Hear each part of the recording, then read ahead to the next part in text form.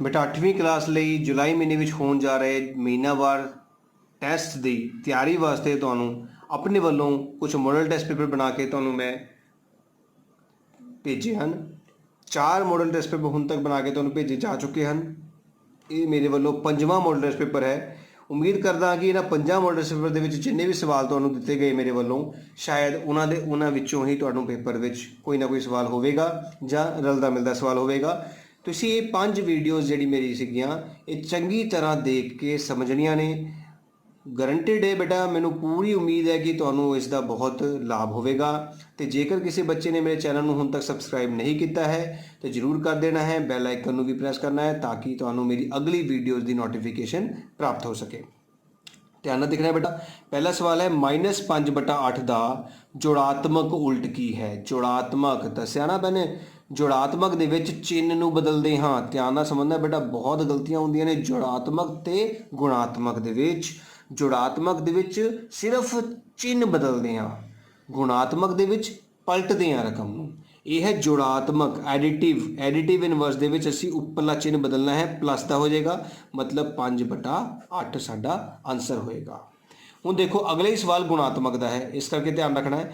ਹੁਣ ਇਹਦਾ ਗੁਣਾਤਮਕ ਉਲਟ ਪਤਾ ਕਰਨ ਲਈ ਸਭ ਤੋਂ ਪਹਿਲਾਂ ਅਸੀਂ ਮਿਸ਼ਰਿਤ ਰੂਪ ਤੋੜਾਂਗੇ। ਕਿੱਦਾਂ ਤੋੜਦੇ ਸੀ? ਥੱਲੜੇ 2 ਰਕਮਾਂ ਨੂੰ ਗੁਣਾ ਕਰਕੇ 7 ਏਕਮ 7 ਤੇ 1 ਜੋੜ ਕੇ ਕਿੰਨਾ ਆ ਗਿਆ 8/7। ਇਹ ਰਕਮ ਸਾਡੇ ਕੋਲ ਕੀ ਬਣ ਗਈ ਹੈ 8/7। ਤੇ ਗੁਣਾਤਮਕ ਵਿੱਚ ਕੀ ਕਰਦੇ ਹਾਂ ਅਸੀਂ? ਰਕਮ ਨੂੰ ਪਲਟਦੇ ਹਾਂ, ਥੱਲੜੀ ਉੱਪਰ ਉੱਪਰਲੀ ਥੱਲੇ, ਤੇ 7 ਉੱਪਰ ਚੱਲ ਜਾਏਗਾ 8 ਥੱਲੇ। ਬੇਟਾ ਦੇਖੋ ਸੀ ਆਪਸ਼ਨ ਸਾਡਾ ਆਨਸਰ ਹੋਏਗਾ। ਮਲਟੀਪਲੀਕੇਟਿਵ ਇਨਵਰਸ ਦੇ ਵਿੱਚ ਰਕਮ ਨੂੰ ਪਲਟਿਆ ਜਾਂਦਾ ਹੈ।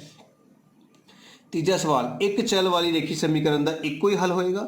ਇੱਕ ਚੱਲ ਹੁੰਦਾ ਹੈ, ਇੱਕ ਚੱਲ ਵਾਲੀ ਦੇ ਵਿੱਚ ਇੱਕ ਹੀ ਚੱਲ ਹੋਏਗਾ।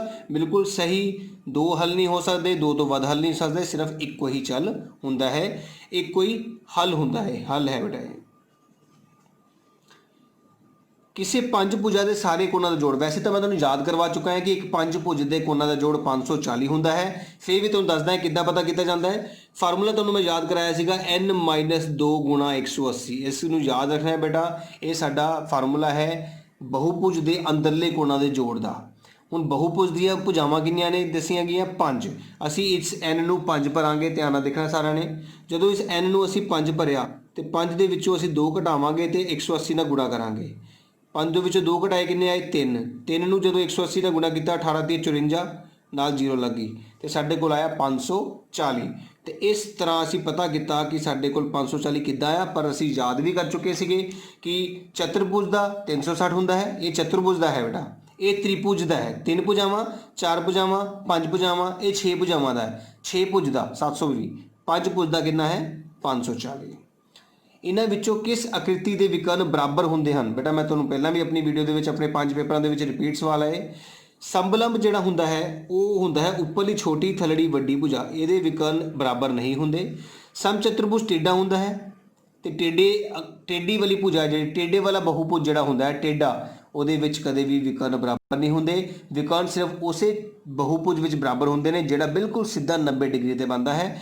ਸਮਾਂਤਰ ਚਤੁਰਭੁਜ ਪੈਰਲਲੋਗ੍ਰਾਮ ਵੀ ਟੇਢਾ ਹੁੰਦਾ ਹੈ ਬੇਟਾ। ਆਇਤ ਬਿਲਕੁਲ 90 ਡਿਗਰੀ ਤੇ ਸਿੱਧਾ ਹੁੰਦਾ ਬੇਟਾ, ਇਸ ਕਰਕੇ ਇਹਦੇ ਵਿਕਰਨ ਬਰਾਬਰ ਹੋਣਗੇ। ਸਮਝ ਲੱਗੀ? ਵਰਗ ਦੀਆਂ ਸਾਰੀਆਂ ਭੁਜਾਵਾਂ ਵਿਕਰਨ ਤੇ ਕੋਣ ਬਰਾਬਰ ਹੁੰਦੇ ਹਨ। ਬਿਲਕੁਲ ਸਹੀ, ਵਰਗ ਦੀਆਂ ਸਾਰੀਆਂ ਭੁਜਾਵਾਂ ਬਰਾਬਰ ਹੁੰਦੀਆਂ ਨੇ, ਸਾਰੇ ਕੋਣ 90 ਡਿਗਰੀ ਹੁੰਦੇ ਹਨ, ਸਾਰੇ ਵਿਕਰਨ ਵੀ ਬਰਾਬਰ ਹੁੰਦੇ ਹਨ। ਇਨ square all sides all ਡਾਇਗਨਲਸ all angles are equal. ਬਿਲਕੁਲ ਸਹੀ, ਟਰੂ ਸਾਡਾ ਇਹ ਆਨਸਰ ਹੋਏਗਾ। ਸਾਡੇ 6 ਸਵਾਲ ਕੰਪਲੀਟ ਹੋ ਗਏ ਨੇ। ਅਗਲਾ ਸਵਾਲ ਦੇਖੋ। 7ਵਾਂ ਸਵਾਲ ਹੈ, ਇੱਕ ਸੰਖਿਆ ABC 5 ਨਾਲ ਭਾਗ ਉਦੋਂ ਹੀ ਹੋਵੇਗੀ ਜੇਕਰ C ਇੱਕ ਜਿਸਤ ਸੰਖਿਆ ਹੈ। ਬੇਟਾ ਤੁਸੀਂ 5 ਦਾ ਪੜ੍ਹਾ ਸਾਰੇ ਜਾਣਦੇ ਹੋ। 5 ਏਕਮ 5, 5 ਦੂਣੀ 10, 5 ਤੀਏ 15। ਦੇਖੋ ਇਹਦਾ ਇਕਾਈ ਅੰਕ ਜਿਸਤ ਹੈ, ਜਿਸਤ ਵੀ ਹੈ, 0 ਜਿਸਤ ਹੁੰਦਾ ਹੈ ਪਰ ਜਿਸਤ ਨਹੀਂ ਵੀ ਹੈ। ਤੇ ਜ਼ਰੂਰੀ ਨਹੀਂ ਹੈ ਕਿ ਇਕਾਈ ਅੰਕ ਜਿਸਤ ਹੋਵੇ, ਇਸ ਕਰਕੇ false. A number ABC is divisible by 5 only if C is an even number। ਜ਼ਰੂਰੀ ਨਹੀਂ ਹੈ, odd ਵੀ ਹੋ ਸਕਦਾ ਹੈ, ਇਸ ਕਰਕੇ ਫਾਲਸ ਹੋਏਗਾ। ਜੇਕਰ ਕੋਈ ਸੰਖਿਆ 3 ਦਾ ਗੁਣਜ ਹੈ ਤਾਂ ਉਸਦੇ ਅੰਕਾਂ ਦਾ ਜੋੜ ਵੀ 3 ਦਾ ਗੁਣਜ ਹੋਵੇਗਾ। ਕਿਸ ਦਾ ਗੁਣਜ ਹੋਵੇਗਾ? 3 ਦਾ ਗੁਣਜ ਹੋਵੇਗਾ। ਇਹ 3 ਦੀ ਭਾਜ ਯੋਗਤਾ ਮੈਂ ਤੁਹਾਨੂੰ ਸਮਝਾਈ ਹੈ ਕਿ 3 ਦੀ ਭਾਜ ਯੋਗਤਾ ਕੀ ਹੁੰਦੀ ਹੈ ਕਿ ਉਸਦੇ ਅੰਕਾਂ ਦਾ ਜੋੜ ਵੀ 3 ਦਾ ਨਾਲ ਭਾਗ ਹੁੰਦਾ ਹੈ। If a number is a multiple of 3 then sum of all digits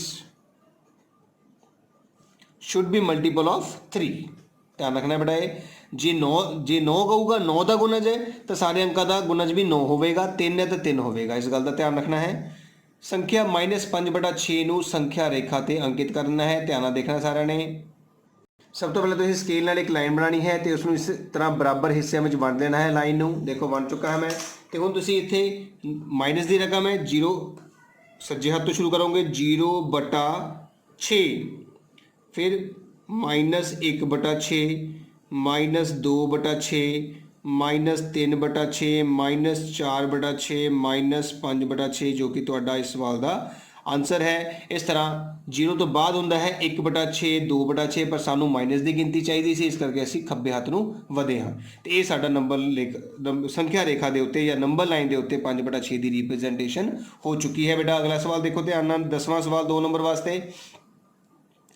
ਕਿਸੇ ਸਮ ਬਹੁਭੁਜ ਦੇ ਹਰੇਕ ਬਾਹਰੀ ਕੋਣ ਦਾ ਮਾਪ ਪਤਾ ਕਰੋ ਜੇਕਰ ਭੁਜਾਵਾਂ ਦਿੱਤੀਆਂ ਹੋਣ। ਮੈਂ ਤੁਹਾਨੂੰ ਬਾਰ-ਬਾਰ ਸਮਝਾ ਚੁੱਕਾ ਹਾਂ ਇਸ ਸਵਾਲ ਨੂੰ, ਪੱਕਾ ਆਣਾ ਹੈ ਇਹ ਸਵਾਲ, ਤੁਹਾਨੂੰ ਇਹ ਪੱਕਾ ਮੰਨ ਲਓ ਕਿ ਇਸ ਸਵਾਲ ਨੇ ਆਣਾ ਹੀ ਆਣਾ ਹੈ। ਜੇ ਬਾਹਰੀ ਕੋਣ ਪਤਾ ਕਰਨਾ ਹੈ ਤਾਂ 360 ਨਾਲ ਭੁਜਾਵਾਂ ਨੂੰ ਭਾਗ ਕਰਨੀ ਹੈ, ਠੀਕ ਹੈ।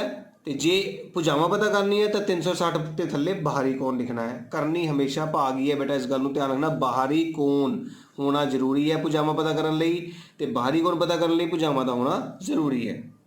ਤੇ ਅਸੀਂ ਫਾਰਮੂਲਾ ਲਿਖ ਲਿਆ ਬੇਟਾ। ਬਾਹਰੀ ਕੋਣ ਦਾ ਫਾਰਮੂਲਾ ਹੁੰਦਾ 360/n, ਤੇ ਬਾਹਰੀ ਕੋਣ ਨੂੰ ਆਪਾਂ ਕਹਿੰਦੇ ਹਾਂ ਐਕਸਟੀਰੀਅਰ ਐਂਗਲ। ਤੇ ਹੁਣ 360/n ਭੁਜਾਵਾਂ ਦੀ ਸੰਖਿਆ ਸਾਡੇ ਕੋਲ 9 ਹੈਗੀ ਹੈ, ਤੇ ਜੇ ਇਹਨੂੰ ਭਾਗ ਕਰਾਂਗੇ 9 ਚੌਕਾ 36, ਸਾਡੇ ਕੋਲ 40 ਭੁਜਾਵਾਂ 40 ਡਿਗਰੀ ਜਿਹੜਾ ਹੈ ਆਨਸਰ ਹੋਏਗਾ ਬਾਹਰੀ ਕੋਣ ਦਾ। ਲੱਗ ਗਿਆ ਸਮਝ? ਬਹੁਤ ਹੀ ਸੌਖਾ ਸਵਾਲ ਹੈ 2 ਨੰਬਰ ਵਾਸਤੇ, ਧਿਆਨ ਨਾਲ ਕਰਨਾ ਬੇਟਾ। ਹੁਣ 11ਵਾਂ ਸਵਾਲ 4 ਨੰਬਰ ਲਈ ਕਰਨ ਜਾ ਰਹੇ ਹਾਂ, ਧਿਆਨ ਨਾਲ ਦੇਖਿਓ। 3/5 ਅਤੇ 3/4 ਦੇ ਵਿਚਕਾਰ ਸੰਖਿਆਵਾਂ ਲੱਭਣੀਆਂ। ਮੈਂ ਤੁਹਾਨੂੰ ਪਹਿਲੇ ਸਮਝਾ ਚੁੱਕਾ, ਜਦੋਂ ਵੀ ਦੋ ਪਰਿਮੇਯ ਸੰਖਿਆਵਾਂ ਦੇ ਵਿਚਕਾਰ ਕੁਝ ਪਰਿਮੇਯ ਸੰਖਿਆਵਾਂ ਲੱਭਣੀਆਂ ਹੋਣਗੀਆਂ ਤਾਂ ਤੁਹਾਨੂੰ ਹਰ ਬਰਾਬਰ ਕਰਨੇ ਪੈਂਦੇ ਆ। ਤੇ ਹਰ ਕਿਵੇਂ ਬਰਾਬਰ ਕਰਦੇ ਆ? ਇਸ ਰਕਮ ਨੂੰ ਦੂਜੀ ਰਕਮ ਦੇ ਹਰ ਨਾਲ ਗੁਣਾ ਕਰਕੇ 4 ਨਾਲ ਗੁਣਾ ਕਰਾਂਗੇ, ਤੇ ਇਸ ਰਕਮ ਨੂੰ ਇਹਦੇ ਸਾਹਮਣੇ ਵਾਲੀ ਰਕਮ ਦੇ ਹਰ ਨਾਲ ਗੁਣਾ ਕਰਕੇ, ਮਤਲਬ ਇਹਨੂੰ 5 ਨਾਲ ਗੁਣਾ ਕਰਾਂਗੇ। ਧਿਆਨ ਨਾਲ ਸਮਝਣਾ ਹੈ ਬੇਟਾ। 3 ਚੌਕੇ 12, 5 ਚੌਕਾ 20, 5 ਤੀਆ 15, 5 ਚੌਕਾ 20। ਫਿਰ ਮੈਂ ਤੁਹਾਨੂੰ ਕਿਹਾ ਸੀ ਇਹਦੇ ਅੱਗੇ ਆਪਣੀ ਮਰਜ਼ੀ ਨਾਲ ਕੀ ਲਗਾ ਦੇਣਾ ਹੈ 0, ਬਰਾਬਰ ਪਾ ਕੇ ਇੱਥੇ ਨਹੀਂ। 120 ਤੇ 200, 150 ਤੇ 200। ਹੁਣ ਤੁਸੀਂ 120 ਤੋਂ ਬਾਅਦ ਦੀ ਗਿਣਤੀ ਸ਼ੁਰੂ ਕਰੋ। 121/200, 122/200, 123/200, 124/200 ਹੋ ਗਏ 4 ਰਕਮਾਂ। ਆਨਸਰ ਬੇਟਾ 4 ਸੰਖਿਆਵਾਂ ਲਿਖਣੀਆਂ ਸੀਗੀਆਂ। ਜੇ 5 ਕਹੂਗਾ 5 ਲਿਖ ਦਿਓ, 10 ਕਹੂਗਾ 10 ਕਰ ਦਿਓ, ਜਿਹੜਾ ਮਰਜ਼ੀ ਸਵਾਲ ਆਵੇ ਇਸੇ ਤਰੀਕੇ ਨਾਲ ਕਰਨਾ ਹੈ। ਸਭ ਤੋਂ ਪਹਿਲਾਂ ਹਾਰਾਂ ਨੂੰ ਬਰਾਬਰ ਕਿੱਦਾਂ ਬਣਾਉਣਾ ਪਤਾ ਲੱਗ ਗਿਆ। ਇਸ ਰਕਮ ਨੂੰ 4 ਨਾਲ ਗੁਣਾ ਕਰਨੀ ਹੈ ਉੱਪਰ ਵੀ ਥੱਲੇ ਵੀ, ਇਸ ਰਕਮ ਨੂੰ 5 ਨਾਲ ਗੁਣਾ ਕਰਨੀ ਹੈ ਉੱਪਰ ਵੀ ਥੱਲੇ ਵੀ। ਜਦੋਂ ਬਰਾਬਰ ਹੋ ਗਿਆ ਹਰ, ਫਿਰ ਦੁਬਾਰਾ ਰਕਮ ਲਿਖਣੀ ਹੈ ਪਰ ਅੱਗੇ ਇੱਕ 0 ਲਗਾ ਕੇ। ਹੁਣ ਉੱਪਰਲੀ ਰਕਮ ਤੋਂ ਗਿਣਤੀ ਸ਼ੁਰੂ ਕਰ ਦੇਣੀ ਹੈ, ਬਸ। ਲੱਗ ਗਈ ਸਮਝ? ਅਗਲਾ ਸਵਾਲ ਦੇਖਣਾ ਹੈ ਤਾਂ ਚਾਪ ਪਾਠ ਬੇਟਾ ਧਿਆਨ ਨਾਲ। ਦੋ ਸੰਖਿਆਵਾਂ ਦਾ ਜੋੜਫਲ 95 ਹੈ। ਜੇਕਰ ਇੱਕ ਸੰਖਿਆ ਦੂਜੀ ਨਾਲੋਂ 15 ਜ਼ਿਆਦਾ ਹੈ ਤਾਂ ਦੋਨੋਂ ਸੰਖਿਆਵਾਂ ਪਤਾ ਕਰੋ। ਧਿਆਨ ਨਾਲ ਦੇਖਣਾ ਬੇਟਾ। Sum of two numbers is 95 if one exceed the other by 15 find the numbers. ਦੋ ਨੰਬਰਾਂ ਦਾ ਜੋੜਫਲ ਬੇਟਾ 95 ਹੈ। ਇੱਕ ਸੰਖਿਆ ਦੂਜੀ ਤੋਂ 15 ਜ਼ਿਆਦਾ ਹੈ, ਤੇ ਜੇ ਪਹਿਲੀ ਸੰਖਿਆ x ਮੰਨ ਲਈਏ, ਆ ਇੱਕ ਸੰਖਿਆ ਨੂੰ x ਮੰਨ ਲਈਏ, ਤੇ ਦੂਜੀ 15 ਜ਼ਿਆਦਾ ਕਿੱਦਾਂ ਹੋਏਗੀ? x ਜਮਾ 15 ਹੀ ਹੋਏਗੀ। ਜ਼ਿਆਦਾ ਤਾਂ ਜੋੜ ਕੇ ਕਰਦੇ ਆ ਨਾ। ਜੇ ਇੱਕ ਸੰਖਿਆ, ਇੱਕ ਨੰਬਰ ਇਫ 1 ਨੂੰ ਆਪਾਂ x ਮੰਨ ਲਈਏ, ਐਕਸੀਡ ਮਤਲਬ ਵੱਡਾ, ਦੂਜੇ ਤੋਂ 15 ਵੱਡਾ ਦਾ ਮਤਲਬ ਹੁੰਦਾ x ਜਮਾ 15। ਤੇ ਪਹਿਲੀ ਸੰਖਿਆ ਸਾਡੀ x ਹੋਏਗੀ ਤੇ ਦੂਜੀ ਸੰਖਿਆ x ਜਮਾ 15 ਹੋਏਗੀ। ਦੇਖੋ ਬੇਟਾ ਮੈਂ ਲਿਖ ਲਿਆ ਹੈ ਕਿ ਮੰਨ ਲਓ ਪਹਿਲੀ ਸੰਖਿਆ x ਹੈ ਤੇ ਦੂਜੀ ਸੰਖਿਆ x ਜਮਾ 15 ਹੈ, ਤੇ ਸਵਾਲ ਨੇ ਕਿਹਾ ਕਿ ਦੋਨੋਂ ਸੰਖਿਆਵਾਂ ਨੂੰ ਜੋੜ ਦਈਏ ਤਾਂ ਸਾਨੂੰ 95 ਮਿਲਦਾ ਹੈ। ਪਹਿਲੀ ਸੰਖਿਆ ਜਮਾ ਦੂਜੀ ਸੰਖਿਆ ਬਰਾਬਰ 95, x ਤੇ x ਜੋੜ ਕੇ ਕਿੰਨੇ ਹੋ ਗਏ? 2x, ਤੇ 15 ਨੂੰ ਅਸੀਂ ਉੱਧਰ ਭੇਜਤਾ 95 ਦੇ ਵਿੱਚੋਂ ਮਾਈਨਸ ਕਰਕੇ, ਤੇ 2x ਕਿਹਦੇ ਬਰਾਬਰ ਆ ਗਿਆ? ਸਾਡੇ ਕੋਲ 80 ਦੇ ਬਰਾਬਰ। ਤਾਂ x ਆ ਗਿਆ 80/2, ਕੱਟ ਕੇ ਕਿੰਨਾ ਆ ਗਿਆ? 40। ਤਾਂ x ਦਾ ਮੁੱਲ ਸਾਡੇ ਕੋਲ ਕਿੰਨਾ ਆ ਗਿਆ ਬੇਟਾ? 40।